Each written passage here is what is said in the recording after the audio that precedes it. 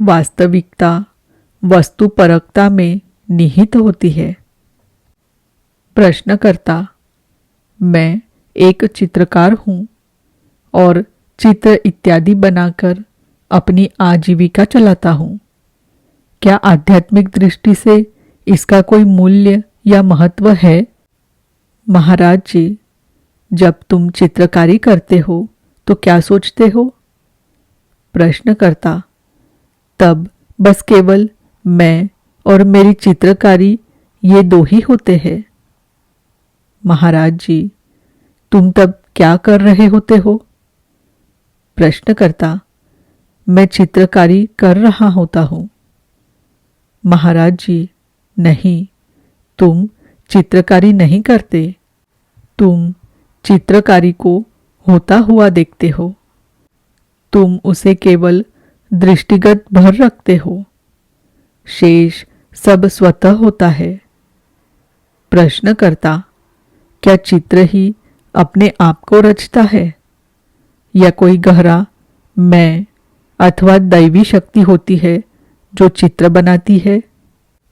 महाराज जी, सबसे बड़ा चित्रकार चेतना स्वयं ही है। समस्त संसार एक चित्र है। प्रश्नकर्ता: संसार के चित्र को किसने बनाया? महाराज जी, चित्रकार चित्र में ही है। प्रश्नकर्ता: चित्र चित्रकार के मन में है और चित्रकार उस चित्र में है जो कि उस चित्रकार के मन में है। क्या उस प्रकार की स्थितियों और आयामों का अनिश्चित और अंतहीन क्रम निरर्थक नहीं है? जैसे ही हम उस मन में अवस्थित चित्र की बात करते हैं जो कि स्वयं चित्र में ही है, तभी हम साक्षियों की अंतहीन कतार देखते हैं जिसमें उच्चतर अपने से निम्नतर का साक्षी होता है। ये वैसा ही है जैसे कोई दो दर्पणों के बीच खड़ा होकर आसपास की भीड़ देखकर विस्मित हो जाए। महाराज जी, बिल्कुल सही। एकमात्र तुम और दो दर्पण, बस यही है। उन दो दर्पणों के मध्य तुम्हारे असंख्य नाम और रूप है। प्रश्नकर्ता: आप संसार को किस रूप में देखते हैं? महाराज जी, मैं चित्रकार को चित्र रचते देखता हूँ। चित्र को मैं संसार कहता हूँ और चित्रकार को ईश्वर। मैं उनमें से कोई भी नहीं हूँ। न तो मैं कुछ रचता हूँ और न मुझे कोई रचता है। सब मेरे अंतर्गत है। मैं किसी के अंतर्गत नहीं हूँ। प्रश्नकर्ता: जब मैं किसी वृक्ष, चेहरे या सूर्यास्त को देखता हूँ तो चित्र परिपूर्ण होता है। जब मैं अपनी आंखें बंद कर लेता हूँ तो मेरे मन में बनी उसकी प्रतिमा अपेक्षाकृत क्षीण और अस्पष्ट सी होती है। यदि मेरा मन ही चित्र को प्रक्षिप्त कर रहा है तो एक सुंदर पुष्प को देखने के लिए मुझे आंखें खोलने की आवश्यकता क्यों पड़ती है? और जब मेरी आंखें बंद होती है तो मैं इसे धुंधले रूप में क्यों देखता हूँ?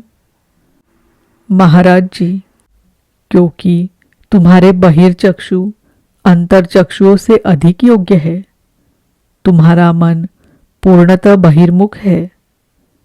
जब तुम अपने मनोजगत का प्रेक्षण करना सीख लेते हो तब इसे उस जगत से अधिक पूर्ण और रंग बिरंगा पाओगे जो कि शरीर तुम्हें प्रदान कर सकता है।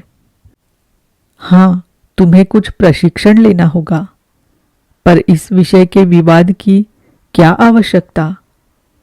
तुम ये कल्पना कर रहे हो कि चूंकि चित्र का स्रोत चित्रकार है, अतः चित्र वही से अस्तित्व में आए क्योंकि उसने चित्र का सृजन किया है।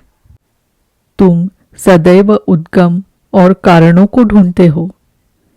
कारण का विचार मन के ही अंतर्गत होता है। स्मृति निरंतरता का भ्रम उत्पन्न करती है और घटनाओं की पुनरावृत्ति होने से कारण का विचार जन्म पाता है।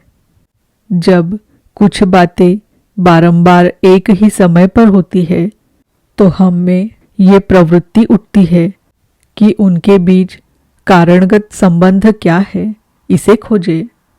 इससे एक मानसिक आदत उत्पन्न हो जाती है, परंतु आदत आवश्यकता नहीं है। प्रश्नकर्ता, अभी आपने कहा था कि संसार को ईश्वर ने बनाया। महाराज जी, ये स्मरण रखो कि भाषा मन का यंत्र है। ये मन के द्वारा मन के लिए निर्मित है। यदि एक बार तुम कारण को स्वीकृत कर लेते हो तो ईश्वर मूल कारण है और संसार उसका परिणाम है।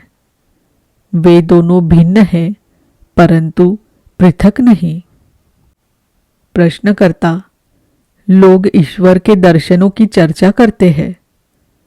महाराज जी, जब तुम संसार को देखते हो तब तुम ईश्वर को देखते हो।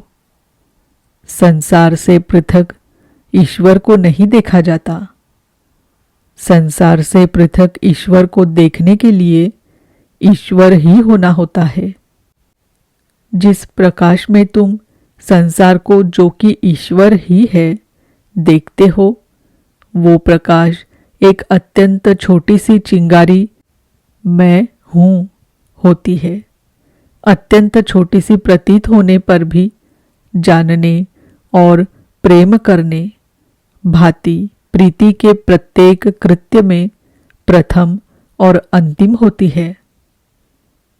प्रश्नकर्ता, क्या ईश्वर के दर्शन करने के लिए संसार का दर्शन करना आवश्यक है? महाराज जी, अन्य कौन सा तरीका है? संसार नहीं तो ईश्वर भी नहीं। प्रश्नकर्ता, फिर क्या शेष रहता है? महाराज जी, तुम शुद्ध सत्ता की तरह रहते हो। प्रश्नकर्ता, और संसार तथा ईश्वर का क्या होता है? महाराज जी, शुद्ध अस्ति, अव्यक्त। प्रश्नकर्ता, क्या इसे ही परमाकाश कहा जाता है? महाराज जी, तुम इसे ऐसा कह सकते हो। शब्दों का विशेष महत्व नहीं, क्योंकि वे कहीं नहीं ले जाते। वे बस निषेध की अति में लौट जाते हैं।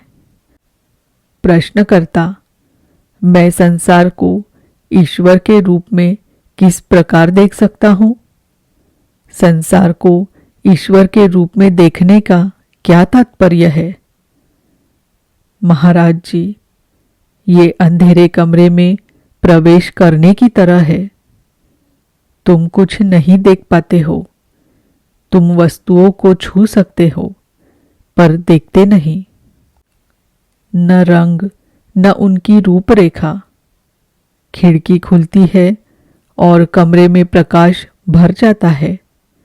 रंग और आकार अस्तित्व ग्रहण करते हैं।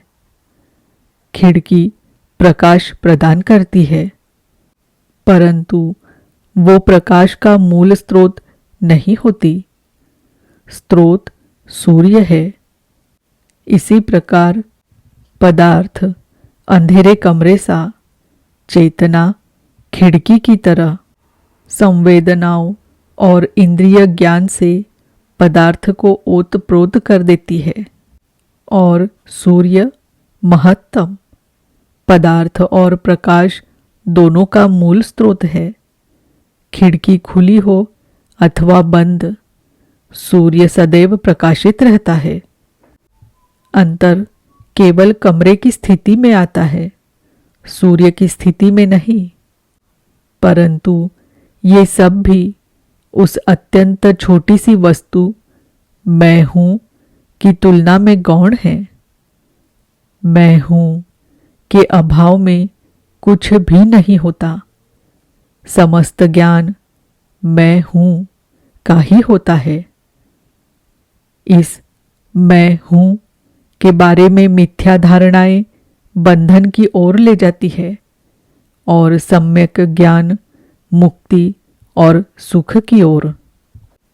प्रश्नकर्ता, क्या मैं हूं और है एक ही वस्तु है? महाराज जी, मैं हूं आंतरिक को अभिव्यक्त करता है बाह्य को।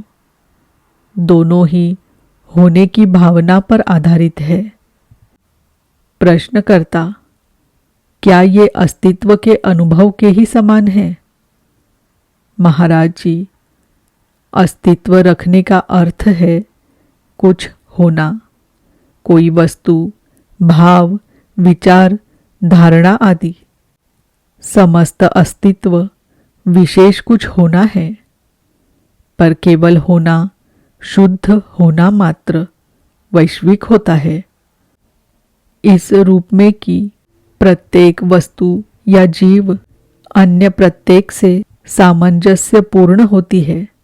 अस्तित्व अर्थात वासना, कुछ होना, परिवर्तन, जन्म, मृत्यु और पुनः जन्म, जबकि होने मात्र में निश्चल शांति होती है।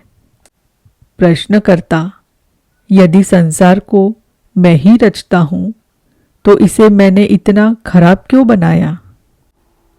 महाराज जी, हर कोई उसके अपने संसार में रहता है। ऐसे सब संसार समान रूप से अच्छे या खराब नहीं होते। प्रश्नकर्ता, इस अंतर का क्या कारण होता है?